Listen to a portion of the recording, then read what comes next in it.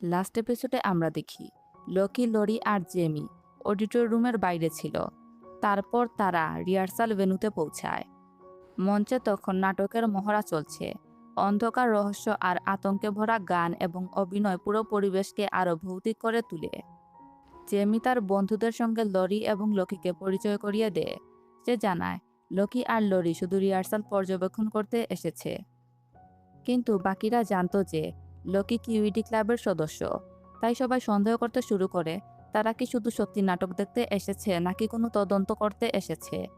পরিস্থিতি সামলাতে লরি জানিয়ে দেয় যে সে আসলে কলেজের ম্যাগাজিনের জন্য নাটক নিয়ে একটি আর্টিকেল লিখছে, তাই লকিকে সঙ্গে নিয়ে এসেছে। এরপর তারা সেখানে স্টেইন এলবার্টস নামে সেই ছাত্রকে খুঁজে পায়, যে কিনা গণিতের থার্ড ইয়ারের স্টুডেন্ট ছিল। স্টেইনের কথা তো তোমাদের মনেই আছে, যে কিনা মিসিং ছিল এবং যাকে পুরনো একটি বাড়ি থেকে লরি এবং লকিরা খুঁজে পেয়েছিল। সে লরি আর লকিকে থ্যাংক ইউ জানায়, কারণ তারা তাকে সাহায্য করেছিল। এমনকি ভবিষ্যতে প্রয়োজন হলে গণিত বা হিসাব নিকাশের যে কোনো সমস্যায় সাহায্য করারও প্রস্তাব দেয়। তবে লকির মাথায় নতুন প্রশ্ন ঘুরতে থাকে। একজন গণিতের জিনিয়াস হঠাৎ করে নাটকের ক্লাবে কি করছে? বিষয়টা তার কাছে মোটেও স্বাভাবিক মনে হয় না। তাই সে ডিসাইড করে যে স্টেইনের উপর পর্যবেক্ষণ করবে। রিহার্সাল আবার শুরু হয়। অভিনেতারা সংলাপ বলতে থাকে।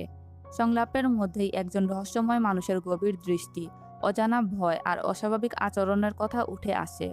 নাটকের গল্প আর বাস্তব কেসের মধ্যে অদ্ভুত মিল খুঁজে পেতে শুরু করে লকি। লকি বিশেষভাবে মঞ্চে সবার পজিশন লক্ষ্য করতে থাকে, কারণ কোনো অপরাধী যদি এই ক্লাবের সদস্য হয় তাহলে তার চলাফেরা থেকে গুরুত্বপূর্ণ সূত্র মিলতে পারে। এসবের মধ্যে লকি দেখে যে স্টেইন মঞ্চের একেবারে সামনে দাঁড়িয়ে অভিনেতাদের অবস্থান ঠিক করে দিচ্ছিল।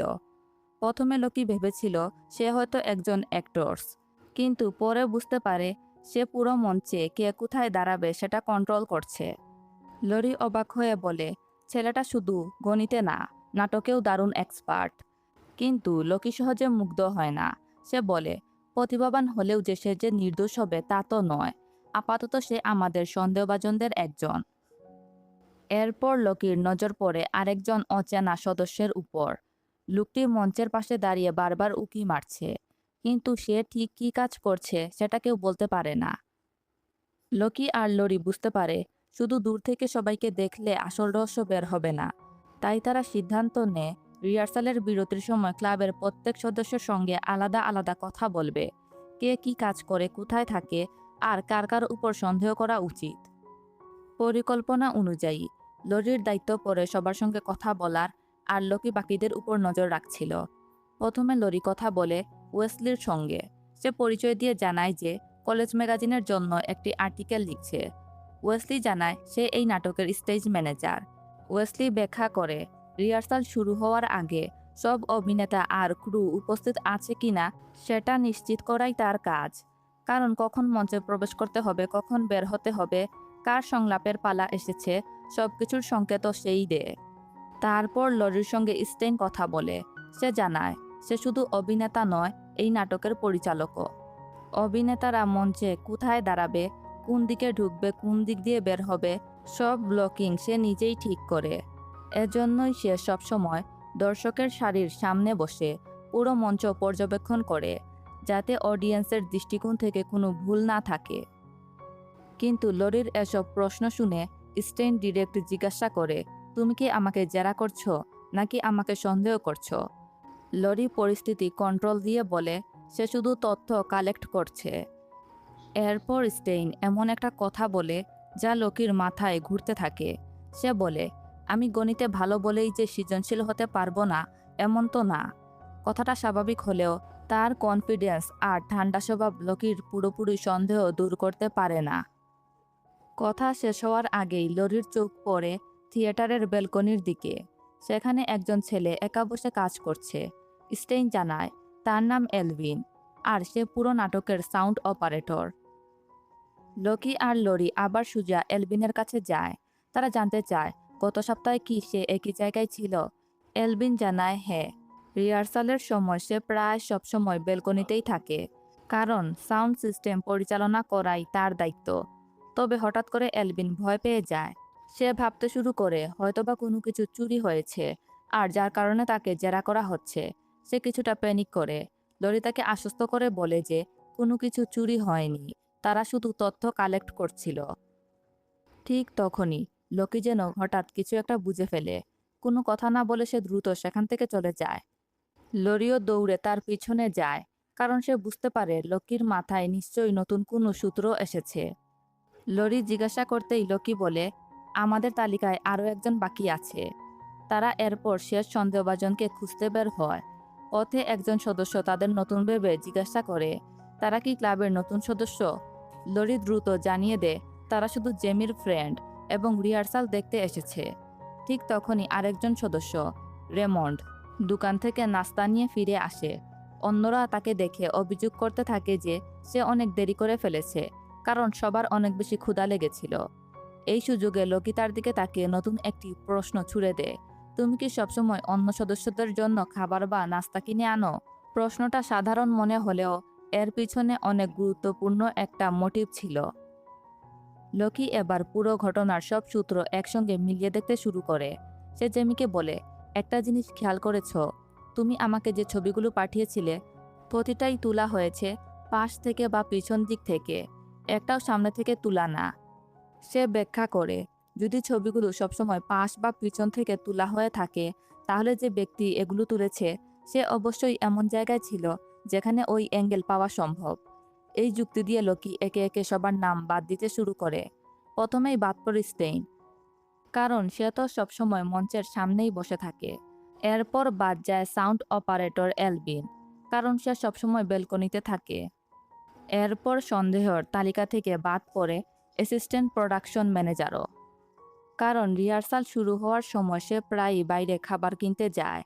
ফিরে এসে খাবারগুলো দর্শকের বসার জায়গায় সাজিয়ে রাখে, ব্যাক স্টেজে না। তাই তার ছবি তোলার কোনো সুযোগই ছিল না। সব হিসাব নিকাশের শেষে তালিকায় মাত্র একজনের নাম থেকে যায়, স্টেজ ম্যানেজার ওয়েসলি। লকি সবাইকে বুঝিয়ে বলে যে স্টেজ ম্যানেজার হওয়ার কারণে ওয়েসলির সব দিকে যাওয়ার অনুমতি ছিল, তাই সে কারো সন্দেহ না জাগিয়ে মঞ্চের এপাশ থেকে ওপাশ যে কোনো দিকে চলে যেতে পারত আর সহজেই জেমির ছবি তুলতে পারত। কিন্তু প্রমাণ ছাড়া তো তারা কাউকে দোষী বলতে পারবে না। তাই লকি নতুন পরিকল্পনা করে। সে জেমিকে বলে, এবার আমাদের প্রমাণ দরকার, আর সেজন্য তোমার সাহায্য লাগবে। জেমি তো এক্সাইটেড হয়ে রাজি হয়ে যায়। লকি তাকে জানায় এবার তাকে অভিনয় করতে হবে, তবে মঞ্চে নয়, বাস্তব জীবনে। তাকে এমনভাবে আচরণ করতে হবে যাতে ওয়েসলি আবার একই কাজ করার চেষ্টা করে, আর সেই মুহূর্তেই তারা হাতে না হাতে প্রমাণ সংগ্রহ করবে।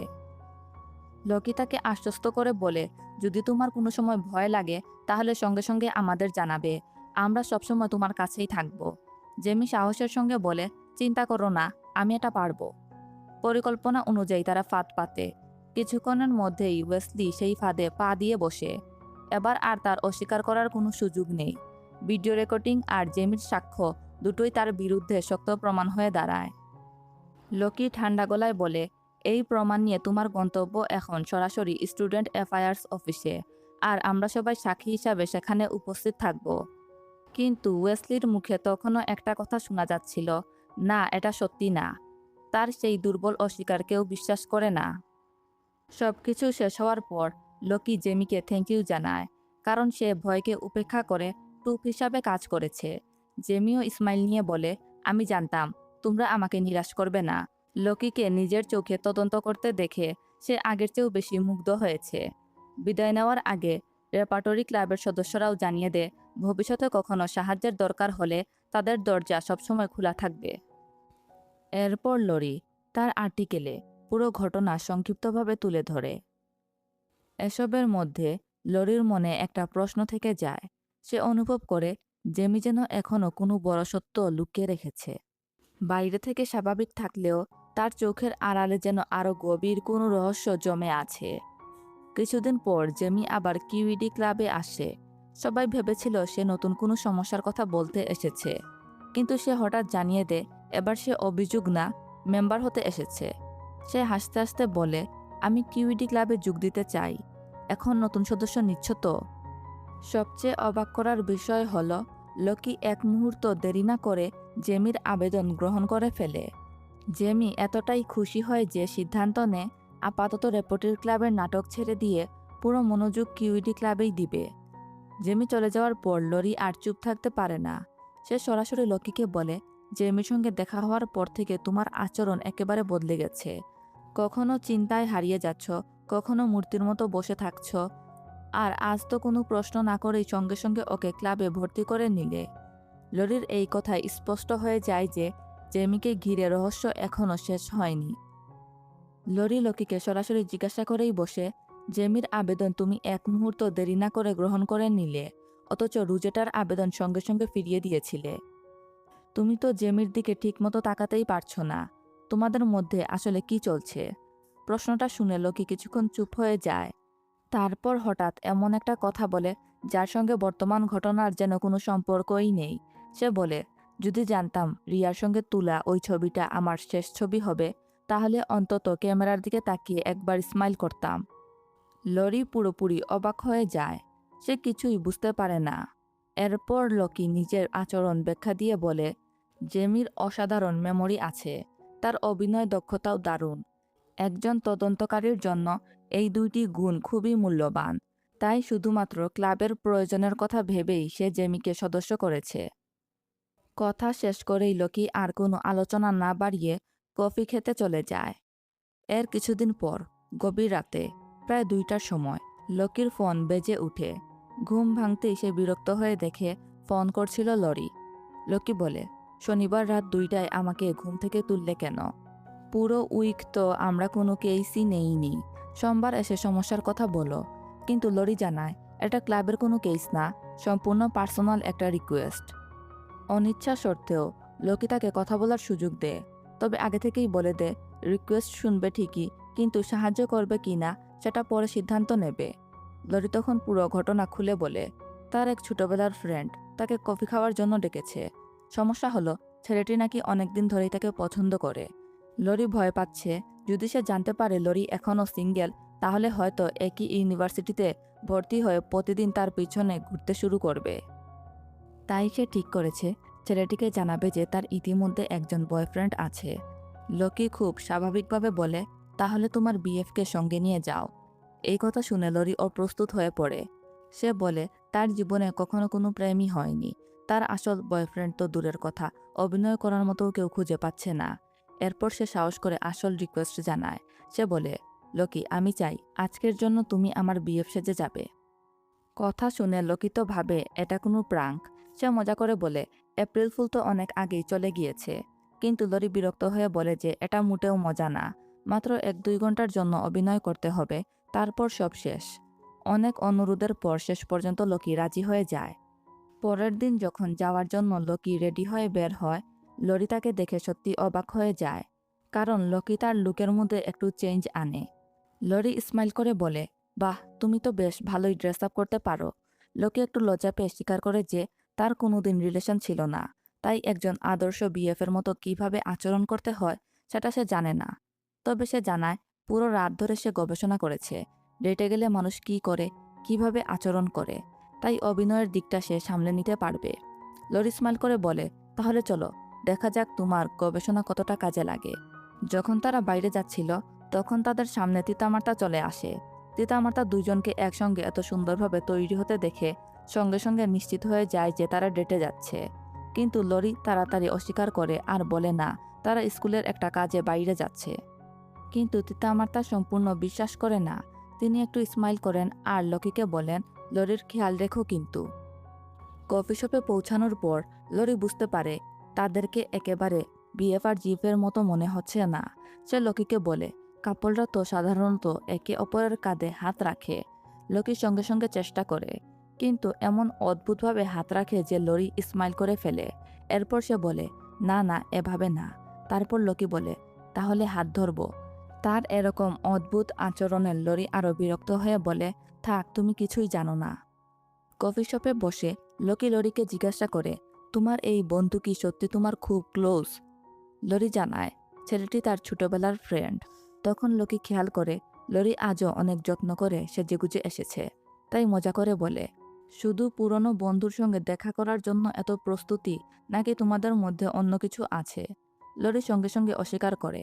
সে বলে এমন কিছুই না, আমি তো সবসময় এমন করেই সাজি। উল্টো লরি এবার লকিকে খুঁচা দেয়। সে বলে, তোমাকে বরং ডেটে আসা ছেলের চেয়ে চাকরির ইন্টারভিউ দিতে আসা প্রার্থীর মতো বেশি লাগছে। লকি তখন অসহায় মুখে বলে, এতক্ষণ পরে এসে এটা বলছো? ঠিক তখনই লরির সেই ফ্রেন্ড সেখানে চলে আসে। তাকে দেখেই লরি হাত নেড়ে ডাক দেয়। ছেলেটার নাম ছিল এলিস্টার রেভেনা। সে লরির কাছে ক্ষমা চায়, কারণ সে এতদিন লরির সঙ্গে যোগাযোগ করতে পারেনি। এরপর তার চোখ যায় লকির দিকে। সে ভদ্রভাবে জিজ্ঞাসা করে, মাফ করবেন, আপনি? লরি কিছু অস্বস্তি নিয়ে পরিচয় দেয়, এ হচ্ছে লকি, আমার ক্লাসমেট। আর কয়েক সেকেন্ড থেমে শ্বাস নিয়ে বলে, আর আমার বিএফ। এই কথা শুনে লকি একদম চরিত্রে ঢুকে যায়। অন্যদিকে এলিস্টারও খুব ভদ্রভাবে নিজের পরিচয় দেয়। সে জানায় সে লরির ছোটবেলার সবচেয়ে কাছের বন্ধু এবং আগের স্কুলের সহপাঠী।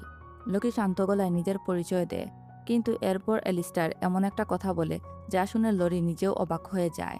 সে এসে বলে, তুমি সত্যিই ভাগ্যবান, কারণ লরির মন জয় করতে পেরেছ। তারপর সে সরাসরি লকিকে জিজ্ঞাসা করে, তুমি কি সত্যি লরির বিএফ? লকি একটু দ্বিধা না করে উত্তর দেয়, হ্যাঁ। কোনো সমস্যা? কিন্তু আশ্চর্যের বিষয়, এলিস্টারের মুখে কোনো রাগ, ঈর্ষা বা হতাশার ছাপ দেখা যায় না। বরং সে আন্তরিকভাবে বলে, আমি খুশি যে লরি একজন ভালো মানুষকে পেয়েছে। কথাবার্তার এক পর্যায়ে এলিস্টার জানতে চায়, লরি কি এখনও তাদের আগের স্কুলের বন্ধুদের সঙ্গে যোগাযোগ রাখে? লরি মাথা নেড়ে বলে, না, সত্যি বলতে আমি এখনও তাদের সঙ্গে আবার যোগাযোগ করার জন্য মানসিকভাবে প্রস্তুত না। আমার আরও সময় দরকার। এলিস্টার খুব শান্তভাবে উত্তর দেয়, আমি বুঝতে পেরেছি। তুমি আমার মেসেজেরও উত্তর দিচ্ছিলে না, তাই ভেবেছিলাম হয়তো তোমার সঙ্গে কোনো খারাপ ঘটনা ঘটেছে। লকি এতক্ষণ চুপচাপ সব শুনছিল। হঠাৎ সে প্রশ্ন করে, এটা কি তোমার আগের স্কুলে ঘটে যাওয়া কোনো ঘটনার সঙ্গে সম্পর্কিত? এলিস্টার কিছুক্ষণ চুপ থেকে বলে, ওটা আমার বলার গল্প না, সেই সিদ্ধান্ত লরির। লকি বুঝতে পারে লকির অতীতে এমন একটা ঘটনা আছে যেটা এখনো সে কাউকে বলতে চায় না। তারপর এলিস্টর সেখান থেকে উঠে যায় কিছু খাবার আনার জন্য। এলিস্টর চলে যেতেই লকি নিচু গলায় বলে, ছেলেটা তো তোমার কথা মতো একদমই না। তুমি বলেছিলে সে তোমার পিছনে ঘুরবে, কিন্তু তার আচরণে তো তেমন কিছুই দেখলাম না।